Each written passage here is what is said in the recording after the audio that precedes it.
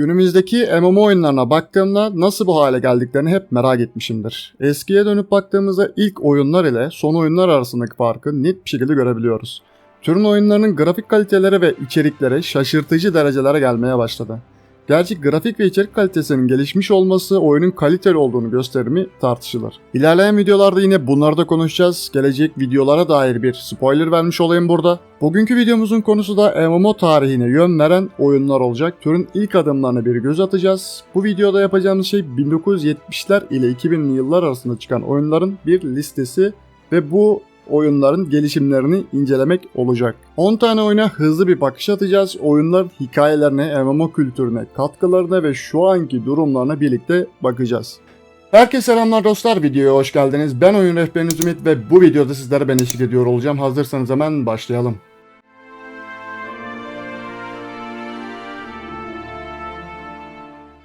Öncelikle neden 2000 yılına kadar oyunlar diye soracak olanlar için bir açıklama yapmam gerek sanıyorum. MMO tarihi çok çalkantılı süreçlerden geçti, günümüze kadar geldi. Görkemli günleri de oldu, yerin dibine sokulduğu günleri de yaşadı. 1970-2000'li yıllar arası aslında MMO türünün başladığı, geliştiği döneme tekabül etmekte. Hatta şu yukarıya eklediğim videoda ilk oyunların çıkışına dair hikayeleri de anlatmıştım. Şimdi de gelişimini gösteren dönemi ve bu dönemde çıkmış oyunları ele alacağız birlikte. Dönemin oyunları firmaların türü keşfetmesiyle başlıyor. Steam ve Half-Life'dan tanıdığımız Sierra'dan tutun, Vindictus ve MapleStory'den tanıdığımız Nexon'a, Blade and Soul, Guild Wars Lineage ve Aion gibi oyunlardan tanıdığımız NCSoft'tan, BF ve FIFA gibi oyunlardan tanıdığımız Electronic Arts'a kadar şu anda bile ismini duyduğumuz neredeyse bütün firmalar gözünü MMO türünü çevirmeye ve bir şeyler denemeye başladı. Firmalar türün bağımlılık yarattığını fark etti ve kazanç sistemini de görmeleri türe yönelmelerinde büyük etken oluşturdu. Ufak hobi ve okul çalışmalarından oluşan küçük projeler zamanla büyük firmaların da içinde bulunduğu dev oyunlara dönüşmeye başladı. Temeli daha önceki videomda da dediğim gibi Dungeons and Dragons ve bunun bilgisayara uyarlanmış hali olan modlara dayanmaktaydı. D&D ve modları bilmeyen sanırım yoktur ama varsa da istek doğrultusunda bunları yine daha geniş çaplı bir video olarak anlatabilirim. Bu arada bir kısa bilgi daha vermem gerekiyor. Modlar text, grafik, PvP, hack and slash gibi kendi içinde türlere ayrılmakta. Bu kısmı özellikle söylemem gerekiyor çünkü ilk oyunumuz olan 1985'te çıkmış olan Habibat bu türde bir oyun. 1985 yılında LucasArts tarafından geliştirilen oyun kendisi grafik tabanlı ilk modlardan biri olmakta ve 1986'da Amerikan Online dediğimiz AOL'de test edildi. Burada kısa bir bilgi vermem gerekiyor çünkü bu ismi çok duyacaksınız. O dönemde interneti çevirmeli ağlar ile bağlanıyor ve en çok kullanılan da Amerikan Online diye geçmekte. Sadece servis sağlayıcı değil, arama motoru, mesajlaşma aracı ve e-mail servisleri de veriyor bu firma. İlk online oyunların büyük çoğunluğu yine bu internet firmasında yayınlanıyordu. Habitat da bunlardan bir tanesi. Yenilikçi ve grafik tabanlı olması sayesinde modern MMORPG oyunlarının öncüsü olma özelliği taşıyor kendisi. Oyuncular Cyberpunk evreninde karakterler oluşturabilir, kaynaklar için değiş tokuş yapabilir, hatta diğer karakterler tarafından soyulabilirlerdi, öldürülebilirlerdi. İlk PK sistemli hırsızlığın falan olduğu oyun diyebiliriz aslında bu oyun için. Ancak oyun pilot bir çalışmaydı ve 1988 yılında kapatıldı. Çünkü oyun online tutmak fazlasıyla maliyetliydi çünkü Amerikan Online'da bir online oyun oluşturmak gerçekten maliyetli bir olaya denk geliyor. Bu yüzden 1988 yılında küçültmeye gidildi ve değiştirilmiş haliyle Quantum Link'e satıldı. Geliştirme süreci sonunda 1990 yılında Japonya'daki Fujitsu firmasına devredildi. Ancak buradan sonrasını anlatmaya çok da gerek yok. Zira artık MMO türünden çıkmış bir oyun kendisi. 1988 yılında Simotronic adındaki firma tarafından geliştirilen bir oyun kendisi yine mat temelli text tabanlı bir oyun olmakta. Elantia adlı bir fantezi dünyasındaki karakterimizi kontrol ettiğimiz bir oyun. Oyunun ilk sürümü piyasaya hiç sürülmedi, tanıtım amaçlıymış ki o zaman niye yaptınız la bu oyunu? İkinci sürümü de sorunlardan dolayı çokça değişikliğe gitmiş, batırıp durmuşlar oyunu anlayacağınız. Üçüncü sürümünde ise sonunda oturmuş bir sistem ile geliştirilmiş ve sevilmiş. Oyunun dördüncü sürümü oyunu daha da ileriye taşımış ve Amerikan Online gibi büyük şirketlerle anlaşmalar yapılmış. Hatta ödüller almış bir oyun oldu kendisi. Hatta web tabanlı hale dönüştürülmüş sonradan. Şu anda bile hala web tabanlı haline halka açık şekilde bulabiliyorsunuz. Sitelerde oynanabilir halde duruyor. MMORPG dünyasının en uzun soluklu oyunu diye geçmekte kendisi. 1988'den beri de hala devam eden nadir oyunlardan biri sanıyorum. 3. sürümdeki oturmuş hali birçok oyuna tabii ki örnek olmuş oldu. Burada bir parantez açmamız lazım. İlk videomda da burada da modlardan bahsederken MMO türüne dahil ettik. Ancak o zamanlar türler tam anlamıyla oturmamıştı. Mod dediğimiz oyunlar tam anlamıyla devasa değiller biliyorsunuz ki. Evet, multiplayer olma özelliği taşıyorlar ama MMO olacak kadar devasa değiller. Bu sebeple zamanın MMO oyunlar olabilirler ama şu anın ne yazık ki değiller. Türler belli dönemlerde çok karıştı ve bence detaylarıyla anlamaya ihtiyacımız var gibi duruyor. Türler karmaşasını anlatacağım başka bir videoda bunun detaylarını birlikte ineceğiz zaten. Şu anda sıraya aldığımız oyun ise gerçek MMORPG'lerin ilk örneği olmakta. 1991 yılında Amerikan Online Beyond Software ve iki ortak firmanın daha geliştirmesiyle ortaya çıkan bir oyun kendisi. Grafikleri gösteren ilk gerçek MMORPG oyun olma özelliği taşıyor. Diğer bahsettiğim birçok oyun mod tabanında oyunlar bildiğiniz üzere. Devasa diyebileceğimiz gerçek anlamda grafiğe sahip ilk oyun Neverwinter Night olarak geçmekte tarihte. Amerikan Online bu dönemlerde birçok oyuna internet servisi olarak hizmet vermişti ancak bu oyunda direkt olarak resmi geliştiricileri olarak hizmet vermeye başladı. Oyunda oyuncular bir karakter oluşturduktan sonra paneller belirlirdi. Komutlar ve basit bir arayüz üzerinden seçer ve seçimler yapılırdı. NPC konuşmalarında karakterlerin resimgeleri ve görevler veya itemler alınabilirdi.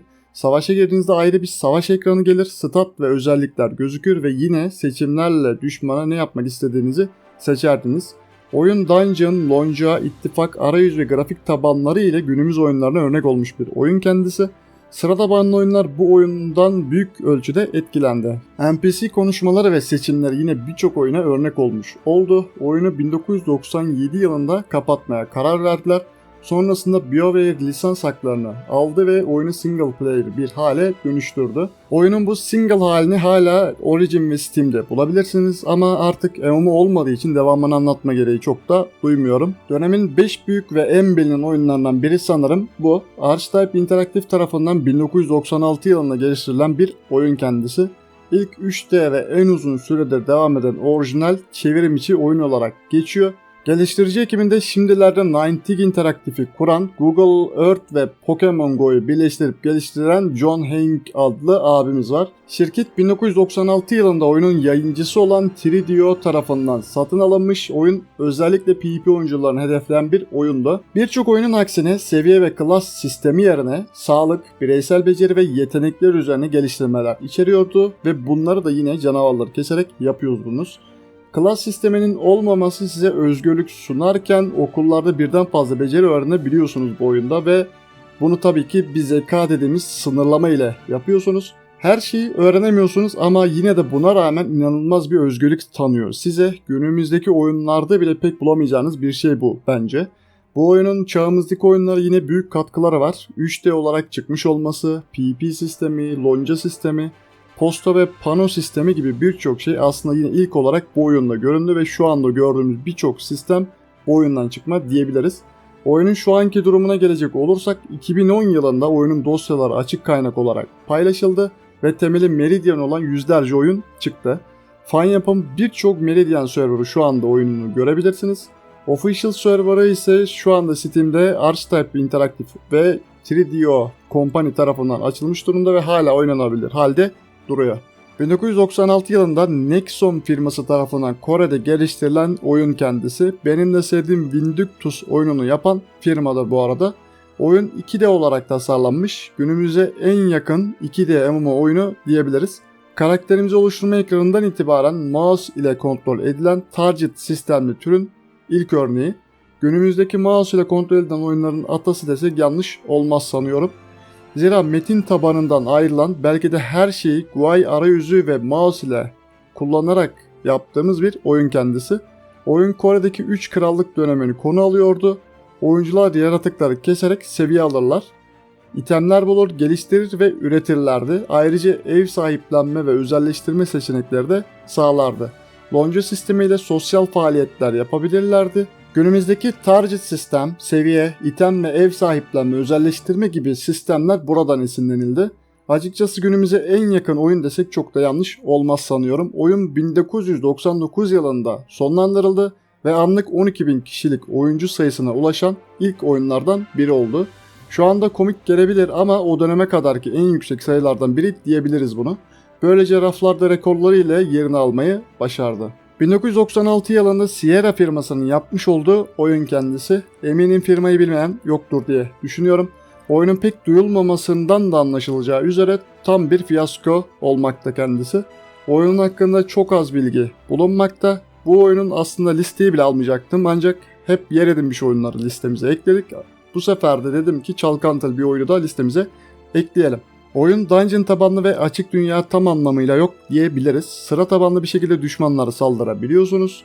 Oyunun internet altyapısı çok iyi ayarlanmadığı ve döneminde çıkan diğer oyunlar ile karşılaştırıldığında çok kötü yorumlar almasından dolayı, olumsuz yorumlar almasından dolayı kısa zamanda kapatılıyor. Red Labs adındaki firmaya satışı gerçekleşti ve oyunu bu firma geliştirmeye devam etti. Biraz daha oynanabilir oldu diyebiliriz bu sayede aslında. Şu anda hala açık ve sitelerinde oyunu oynayabilir durumda bulunmakta. Böyle sıkıntılı olmasına rağmen hala devam etmesine ben açıkçası şaşırdım ama kötü olup da kapanmayan başka oyunlar da bildiğim için yani çok da uzatmayacağım. 1997 yılında Clipsoft tarafından geliştirilen oyun kendisi şu anda bile popüler olan nadir oyunlardan biridir sanıyorum. Yayın ve içerikler hala tüketiliyor. Twitch'te falan hala yayınlarını bile bulabilirsiniz. Popülerliğin zirvesine 2007 yılında ulaşmış. Piksel grafikler ve izometrik oyunların atası diyebiliriz.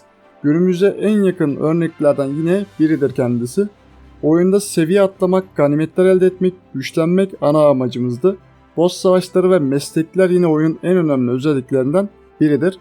PvP ve lonca sistemi yine bu oyunda da vardı. Ayrıca tamamen açık dünya olan ilk oyunlardan biri. Saydığım bu özellikler nedeniyle günümüz oyunlarına büyük katkı sunmuştur. Oyunun son sürümü şu anda günümüz oyunlarına daha da uyarlanmış olsa da eski hali bile birçok özelliği barındırıyordu biliyorsunuz ki. Zaten birçok özelliğin yine atası kendisidir. Oyun şu anda hala sitesine girip oynanabilir halde durmakta. Listedeki herkesin bildiği tek oyun belki de bu olabilir. 1997 yılında Origin ve EA firması tarafından geliştirilen oyun kendisi. MMO tarihinin belki de en önemli bakın dikkat edin en önemli oyunudur diyebiliriz. Oyun tam anlamıyla rol yapma ve seçimleri olarak sağlayan, aynı zamanda karakter güçlendirme ve geliştirme seçenekleri en iyi şekilde yansıtan oyundur. PvP sistemiyle özellikle öne çıkar. Klan, takas, satış gibi sistemler diğer oyunlara göre çok daha geliştirmiş bir oyun kendisi. Oyundaki birçok kendine özgü mekanik, stat ve zanaat özelliği sunuyordu. Daha önemlisi bunu baştaki karakter oluşturma sırasındaki seçimlerle sınırlamak yerine oyun içinde daha da geliştirilebilir bir halde sunuyordu. Bu oyundaki serbestlik alternatif hayatların yaşanacağı ilk oyun olma özelliği taşıyor. Burasına yine dikkat. Oyunda seviye ve sınıflar olmadan zanaat ve oyuncu ekonomisiyle yaşayan tek oyun unvanına sahip bir oyun kendisi. Bu derece önemli. Bu kadar özelliği saydıktan sonra sanıyorum günümüze katkısını söylememe çok da gerek yoktur diye düşünüyorum. Zira günümüzdeki oyunların neredeyse diyorum tamamı Ultima'daki birçok sistemi geliştirerek kullanmakta. Hatta direkt kullananı da var ancak neyse. 100.000 oyuncu sayısına ulaşan ilk oyundur ayrıca ki o zamana göre belki de en iyi değerlerden biridir diyebilirim bunu. Aldığı ödülleri saymıyorum bile. Oyun hala EA bünyesinde bulunmakta, hatta oynanabilir durumda diyebiliriz. Sitesinde birçok bilgiye ve içeriğe ulaşabilirsiniz. Listedeki yine herkesin bileceği oyunlardan biri sanıyorum. Çünkü Türkiye'de de dahi hatırı sayılır bir oyuncu sayısı yine bu oyunda vardı. 1998 yılında NCSoft tarafından geliştirilen bir oyun kendisi. Kore çizgi roman serisine dayanan bir ortaçağ fantezi oyunu. Az önce de anlattığımız Nexus oyununun tasarımcısı Jake Song tarafından tasarlanmış bir oyun. İkinci oyunun aksine izometrik bakış açısıyla oynanan bir oyun bu arada. Oyun 7 farklı sınıf bulunmaktaydı ve yine aynı şekilde karakteri seviye kasıp geliştirmeye çalıştığımız bir yapıda. Ayrıca klan sistemi daha da ileriye taşınmış ve kale savaşlarına ev sahipliği yapmış bir oyun kendisi, hatta ilklerinden biri. Öyle ki klanlar kaleleri kazanmaya çalışır, vergilendirme ve savunma yapabilirlerdi. PvP sistemi oldukça gelişmişti, zaten bu konu üstünde duruyor. günümüzdeki klan savaşlarına ve PvP sistemine yön vermiş oyunlardan biri. Lineage'in ilk sürümü yerine Lineage 2'ye yani ikinci oyununa bıraktı artık. Sürdürülen bir oyun değil ancak Lineage 2 oyunu hala oynanabilir halde. 1999 yılında Verant Interactive ve 989 Studios tarafından geliştirilen oyun kendisi. Yayıncılığını Sony ve Ubisoft yapmıştı bu arada. 3D ve GUI arayüzü olmasına rağmen text mesajları ile etkileşimlerde bulunulan bir oyundu. Bu yönüyle geleneksel MUD oyuncularının seveceği düşünülerek yapılmış bir oyun aslında, öyle söyleyebiliriz. MUD'lardan birçok şey zaten içerisinde barındırıyordu. Oyunda karakter oluştururken sınıf ve ırk seçme özelliği bulunan ilk oyunlardan yine biridir. Karakter ekranında görünüşün birçok detayını ayarlayabiliyordunuz ve o zamana göre oldukça detaylı bir sistem bu diyebiliriz. Oyuncular seviye atlayıp karakterlerini güçlendirmeye çalışırlardı. Görev ve seçimleri yaparken text komutlarını kullandılar. Yine aynı şekilde loncalar kurup PvP'ler yapabildiler. Oyun oldukça genişti. 500'den fazla bölgeye bölünmüş haldeydi. Günümüz oyunlarına yine birçok özelliği eklemiş oldu aslında. Birçok ödül kazandı bu arada oyun.